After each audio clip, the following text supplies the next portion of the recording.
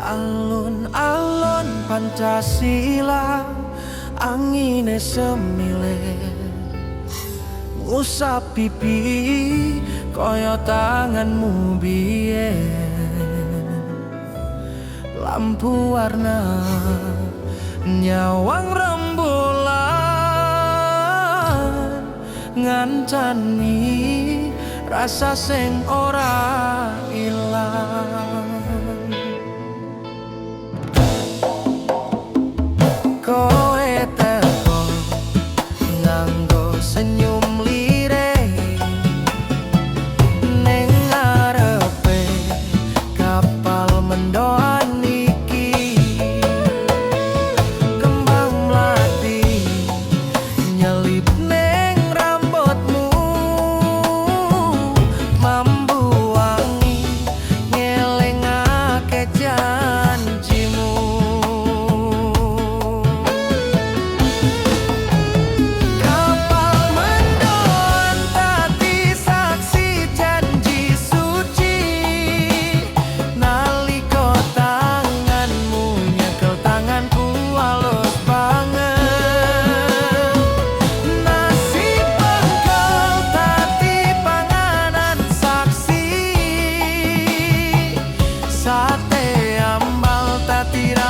Manis sing wis serna,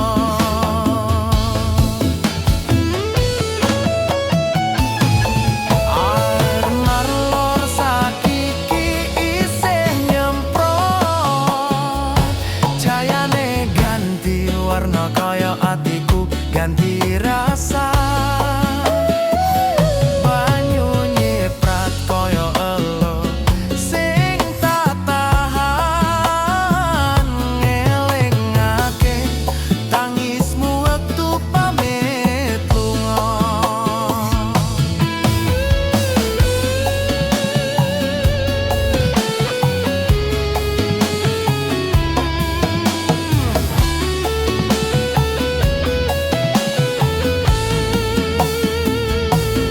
Alun-alun Kebumen dadi kembang kenangan, nang saben sudut ana bayangmu nglaku.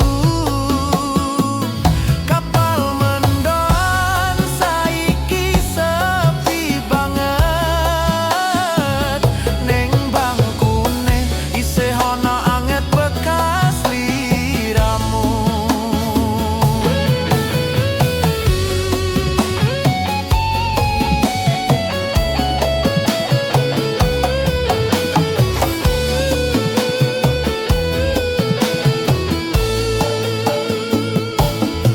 Nganti saiki aku durung iso lali suara kendang kaya detak ati nyebut jenengmu.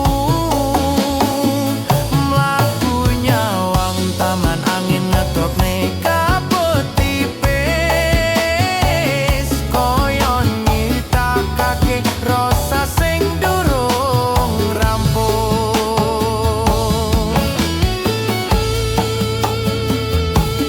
Alun-alun Pancasila dadi panggonan kenanganku, suara suling ngiring tangisku sing ora muni. Sanajan wektu wis ado nyeret kowe, jenengmu tetep tak tulis ning nadi. Yen kowe bali aku isih ning kene, nganteni nganggo rasa sing ora